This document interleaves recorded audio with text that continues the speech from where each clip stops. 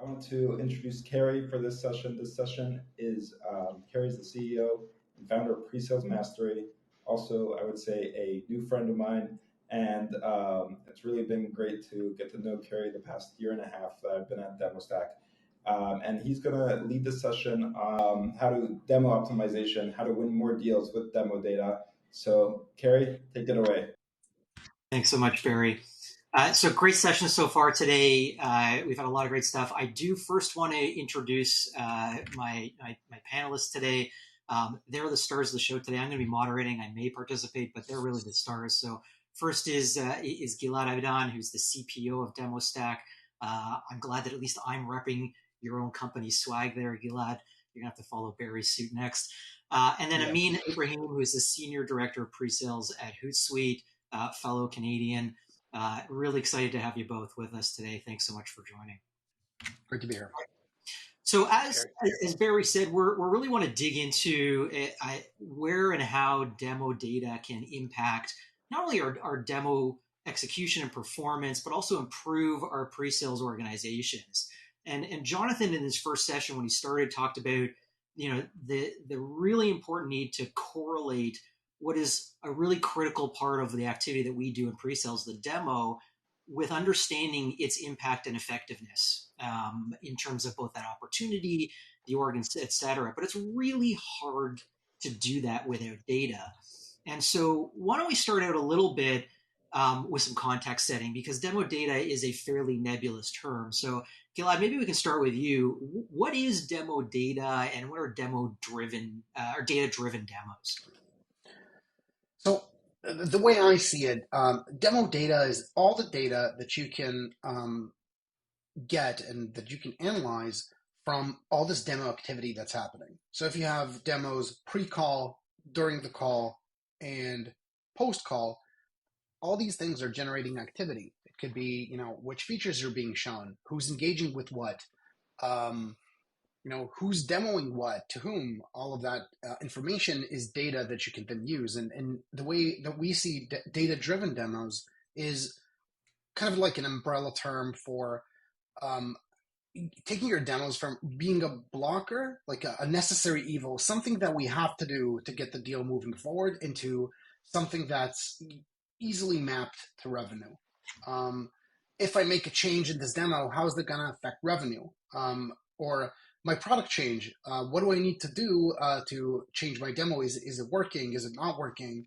Really taking it to a place where you're making decisions based on data and less based on hunches. Awesome. And you mentioned something there about sort of elevating the demo from a necessary evil to a really strategic part of the sales cycle. I mean, I know you got some pretty strong opinions on sort of the function of the demo in your sales cycle. Do you want to elaborate a little bit on that? Oh, do I ever? I've got like you said, I've got a strong view on this. I actually firmly believe that the demo is probably the single most important milestone in the sales process. That's where we take, abstract dreams that the customer has in their vision and actually make it real, where they see what it's going to look like on the other end, where they can really start to imagine themselves in it. And it goes from a theory to reality. So making sure that we're nailing the demo is crucial. I got strong views on that one. I like how you put that sort of the conversion from the abstract to the concrete. I talk a lot with my coaching clients about the idea that most of our prospects are unsophisticated buyers. They aren't able to easily conceptualize what something might look like for them or how it might react to them. It's another reason why we want to customize our demos too, because generic examples don't tend to resonate as well. So I'm really glad you brought that up. So let's dig a little more. Let's look a little bit deeper into that and talk a little bit about sort of what are the main reasons why pre-sales needs data and why are those data points so important? Gilad, maybe you can start us out on that.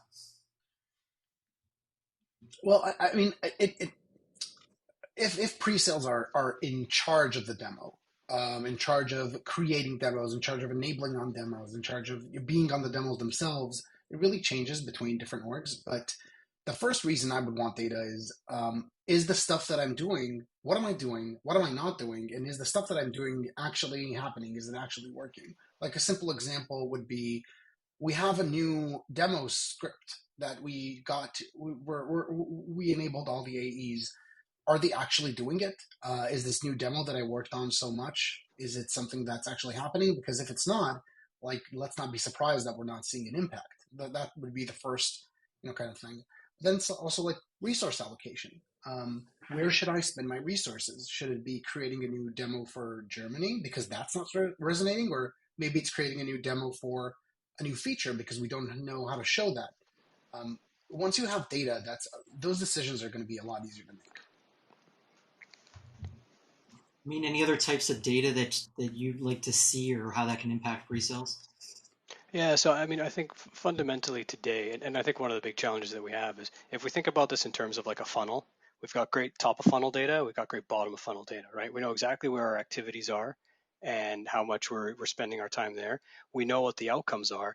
Everything in the middle is fuzzier, and it'd be amazing if that could be clearer so we can go beyond, subjective and anecdotal and actually look at the metrics and see how we can pull levers to change things, because I think our environment right now is very different. Like we all agree that the demo is a really important thing that we do. All the other things that we do in pre-sales are very important things, and it isn't just enough these days to be able to do these things and do these things in a great way. We've also got to be able to prove it, and a lot of this demo data becomes a great way that we can prove the value that our teams are providing, so that we can make sure that the rest of the org and the rest of the world knows what we're doing, and they can't make crazy decisions like, well, what if we just put more of this on the AEs? What if we just stack one more thing on them?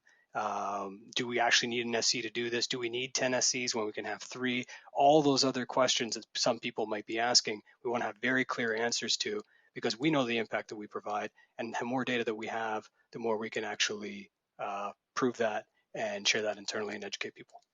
I think it's a hugely valuable point. It's unfortunately so rare that pre-sales has a seat at the planning table.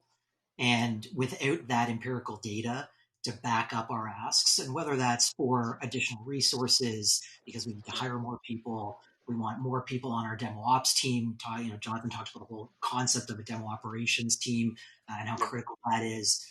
It's really hard for us to necessarily communicate where and to what degree we're adding a ton of value. So this data enables us to more effectively communicate that. And we talked about this in our prep call. I mean, you brought up a really great point where it's not even necessarily asking for new stuff. Sometimes it's in defense of what we already have. Yes, absolutely. Yeah, I couldn't agree more. And if we're not building these models and this data, somebody else is. And then, we're not driving things. Yeah. So I mean, one point you brought up last week, where it just resonated amazingly with me, is in this era where there's not a lot of hiring and every cost has to be justified. Sometimes we get asked, why do we need this many pre-sales people on the team? Right? Can we Absolutely. make less? And we need the data to back that up. And we don't need to justify it to the people who understand pre-sales, but let's face it, there's a lot of people out there in our world who don't fully understand pre-sales and what it does and the value it provides. And the more we can educate them and the more we can back that up with data, the better. That's awesome. You brought up another interesting point too, which is that we know the top of the funnel metrics. We know the sort of the bottom of the funnel metrics. The top of the funnel is how many people are watching those automated demos. We've got sort of like high level activity. We've got great information at the bottom when from Salesforce or CRM. Are we winning those deals? That sort of stuff. And to your point, it's sort of a black box in the middle. And it's really interesting because you made the point that the demo is arguably the single most important inflection point in the sales cycle and convincing someone that we're the vendor they should be partnering with. And yet most organizations don't have really good data around what's happening during that particular step in the sales cycle. It's one of the main things I talk about with pre-sales leaders when we're discussing team's performance. How do you evaluate your SE's performance if they're not evaluated on revenue closed? There was a survey that came out this summer that showed that less than 20% of individual SEs worldwide have an individual quota as part of their comp component. So very few of them are being evaluated on their own individual performance. How do we then do that? How can we find out who's doing a good job, who's not doing a good job, and where are they doing well and not? and you sort of need eyes on the problem. There was a reference, I think, that in James and Chris's session earlier talked about Gong and using Gong data. Obviously, Chris was ex-Gong, so not surprising that would come up. Gong's amazing for data for sales because you can take that transcript, you can evaluate it using AI and machine learning and really understand what's being said when, and you can really evaluate our sales reps bringing up the right topics in the right places. But for us in pre-sales, you need eyes on the problem. It's not just what's being said, but what's being shown in conjunction with those words that really determine the impact of what you're actually showing. And so you need people to watch it. But I mean, you can talk to this. You're a pre-sales leader. There's only so many hours in the day. My guess is you don't have nearly as many hours as you'd like to be able to have eyes on the problem, watching demos that have been delivered to evaluate that. And even if you did, it would be anecdotal. Having that data, being able to automate it somehow would be a huge impact, I imagine, for you. Yeah, and you're just literally describing our lives, right? Like, so we're big fans of Gong. We use it. I do actually love watching Gong calls, but I tend to watch the ones that are highlighted to me. Hey, you should check this out. You should look at that. There's great stuff, like you said, with regards to the text and what's seen. I can see how much people are speaking. I can see what keywords they're using. But that visual piece, you're right, is completely missing. And we don't have a great idea of that. So I cannot tell you today, for example, of like what is the average amount of time each of the SCs on the team spends on a particular area or feature.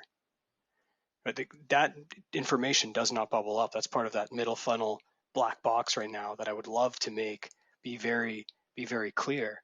But right now I have to rely on that, as we said, anecdotally and qualitatively, and not really with any data. Like, great stuff at the beginning, great stuff at the end.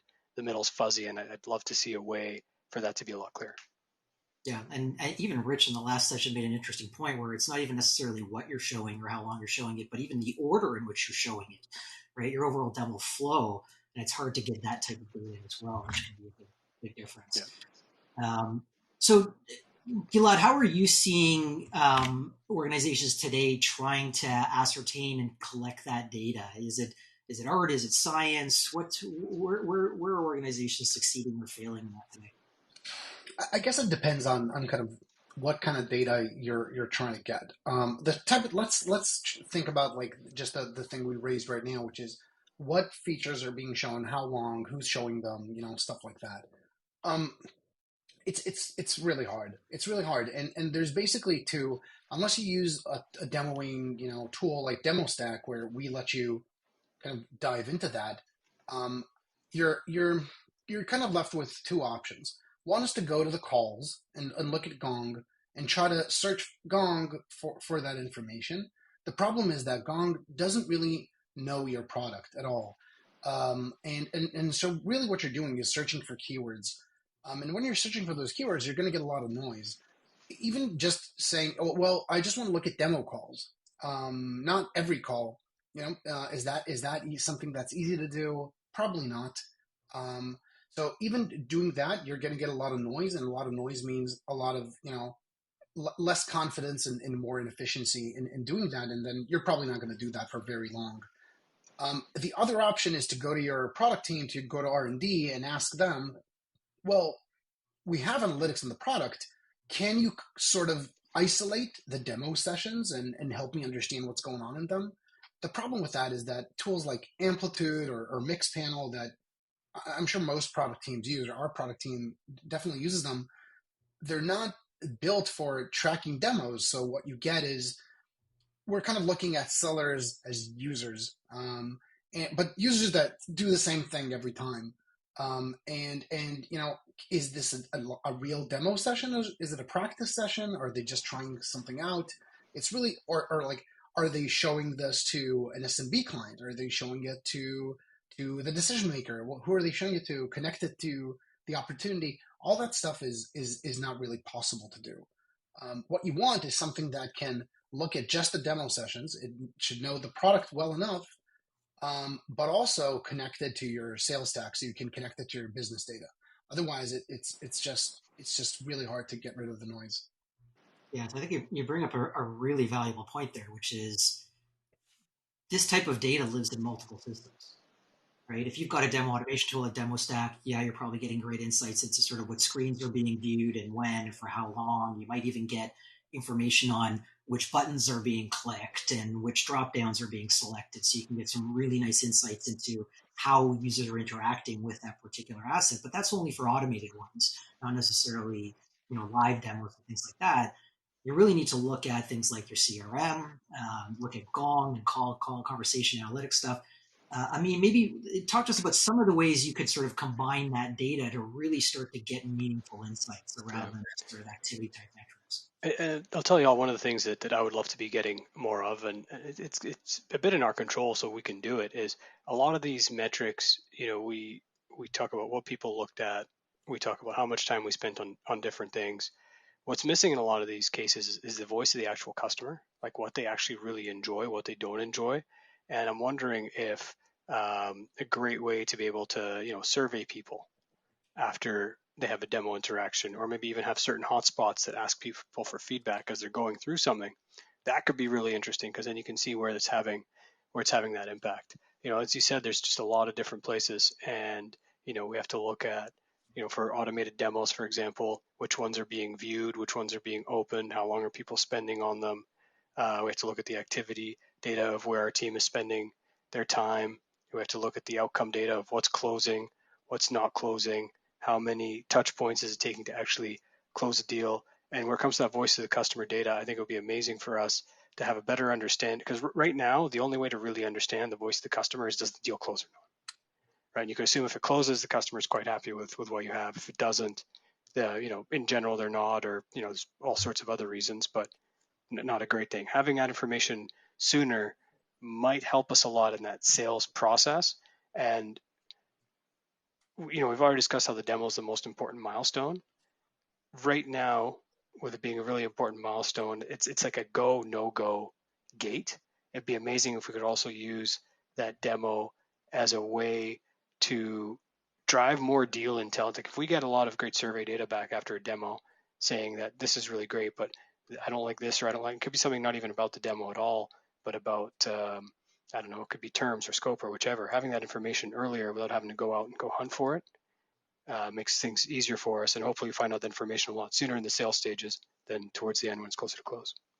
I love that idea. I'd love to see in the chat if people are doing that. Are you surveying your prospects post demo to get their feedback, whether it's anecdotally in the demo itself, like after you finish taking a couple minutes saying, what did you like, what did you not like, or sending a form afterwards where you can now start to automate that, incorporate it into your CRM, and get that much more structured. Curious, people put some stuff in the chat about whether they're doing that or not. And on that topic, I mean, I'm assuming, because we always ask the unstructured stuff. So I'm assuming everybody's asking the unstructured stuff. Hey, what resonated with you? What did you find most powerful? What are you excited about?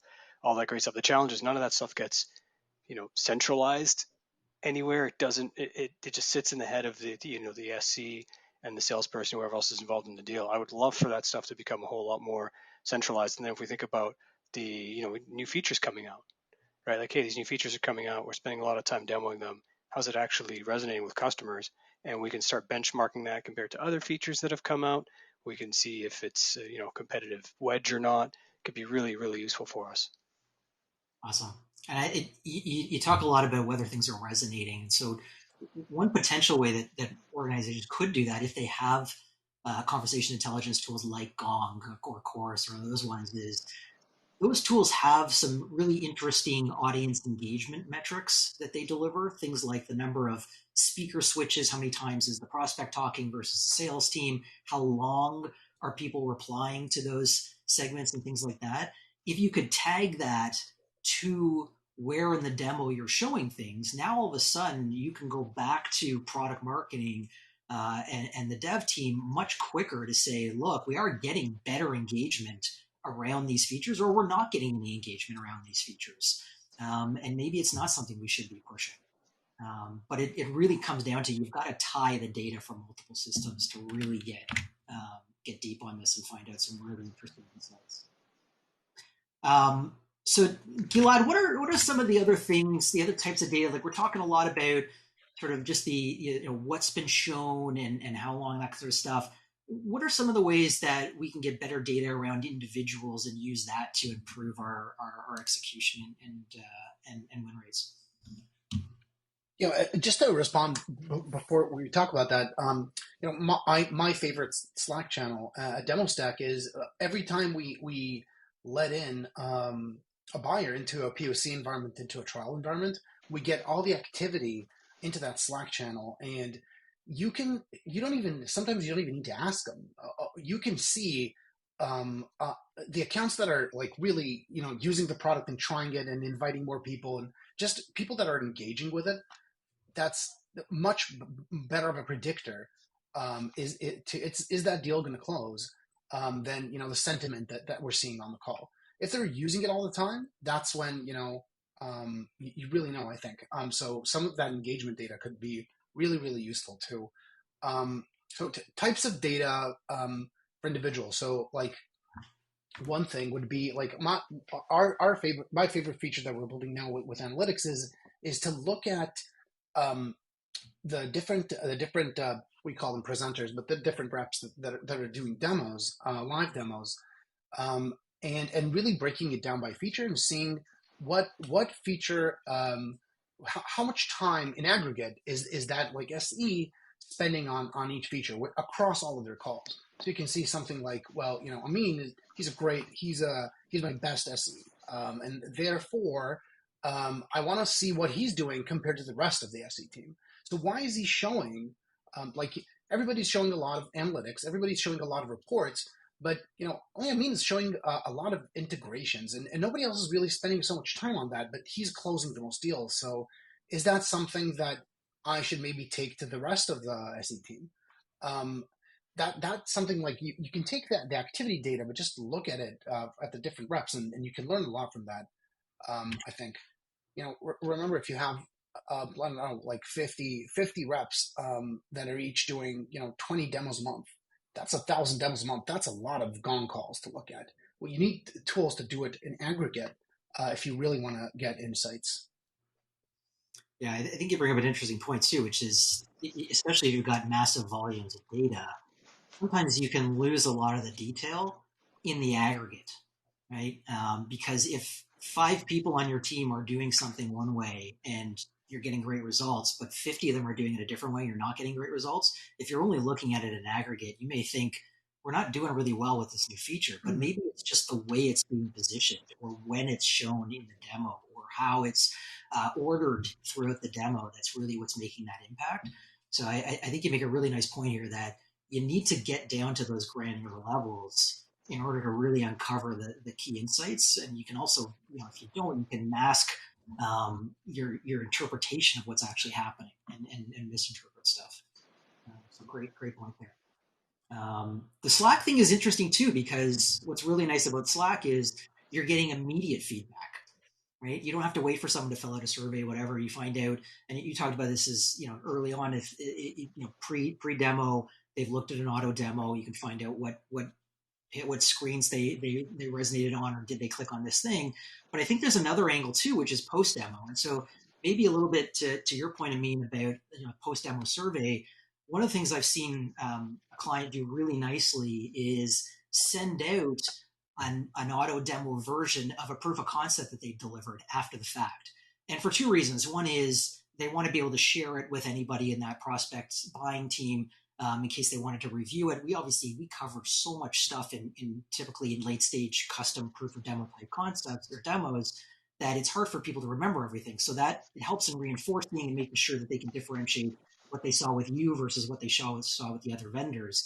But what it also can do is how they interact with that auto demo that you've created of your POC afterwards can tell you what actually resonated with them as well. Where did they linger? Which ones? At what point did they decide they were going to share that demo with their colleagues who weren't part of the demo in the live session? So maybe that's an angle too that people can start to use, because I don't see a lot of people doing the post demo share. It's for auto demos. It tends to just be sort of early stage sales cycle. So that might be an opportunity for organizations as well. So lots of really good stuff here. We've got about 5 minutes left. So why don't I ask each of you to sort of offer your sort of closing best practices around demo data? If you could sort of change one thing that people are doing in their pre-sales orgs today, what would that be? Gilad, do you want to start? Get everybody demoing through the same way. Like have a way to demo. It doesn't mean a demo script, or if it's a demo script, it's this is a good way to show each feature. Like this is how we think you should show each feature. You don't have to stick to it exactly, but at least everybody, there's one page with all the demo links. Everybody's using the same ones. Once you have everything consistent, then if you want to make a change, then it's easy to make that change automatically. Everybody gets the same thing.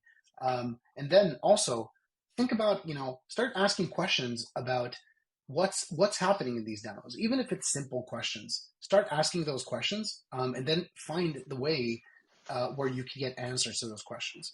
So if you get off of anecdotal gong calls and into like a world where you're looking at stuff in aggregate and comparing apples to apples. Awesome. Amin? I mean, the big thing I would say is try to find ways to clear up that muddy middle, right? The stuff going in, we know that. We know exactly where people are spending their time. We know exactly what's closing, so we know what's coming out the other end. What can we do to clear up that muddy middle and give us more insight there? And, you all raise a really interesting point about, we don't want to over-index on the data too, right? Like we would definitely want to be, I think data is such a great way to know which questions to answer, right? Like, hey, to your example earlier, like this person spends a lot of time on integrations. Is that why they're closing deals? Let's dive into that. It might be something different, but it could very well be that. And data is such a great way to help raise those questions up so that we know what questions we need to answer as a pre-sales leadership team, which is awesome. Very cool. So amazing learning, guys. Really appreciate all the insights today. This was really helpful. I think that the lessons learned here are, look, there is great data out there. How you capture it can be a challenge, but there are tools available to do it. Demo automation tools like Demostack can help you start to get much more granular on what's happening in that black box. If you don't have the time to actually put eyes on the problem. And you really need to sort of correlate this with the other systems that you've got to make sure that you're drawing the right conclusions from that data. Just the fact that we're showing new feature X for 3 minutes isn't useful. Yeah, product might love that you're showing the stuff they spent all this time the last 3 months developing, but if it's not actually helping you win deals, because you're tying that now to your Salesforce outcomes, then maybe you need to pivot. Maybe that's not something that needs to be shown, or it just needs to be shown in a interactionary sense, not proactively. One quick thing I'd add too that you got me thinking about, which I think is really useful, is we're focusing a lot on like what to show in the different demos and what has a lot of impact. And I think also part of, to close the loop on this idea of how are buyers perceiving this, is how do we turn the demo into like a really, really fun experience where it isn't just about making sure that we're showing the right things, but they come away feeling really good about our product, feeling really good about our company, and adding some, maybe some levity into their day. I'd be really curious to see, as part of that data, like, are the people who are more serious the ones that are having the best demos, or the ones who are having a lot more fun and a bit goofier, maybe even less professional, the ones that are leaving the best experience with customers? Is that translating to things closing? I think those are all really interesting things we can start to answer with the data when we have that stuff and clear up that muddy middle. It's a brilliant point, right? People buy from people. And Yeah. so, if you can layer on what you know about the characteristics of the SEs on your team, and compare that to the data, you can get some new insights too. Great point. Awesome. I think we're wrapping up here. I know Todd Jansen's coming on next, so I don't want to take up any of his time. Kerry, over to you. All right. Well, thank you, Kerry.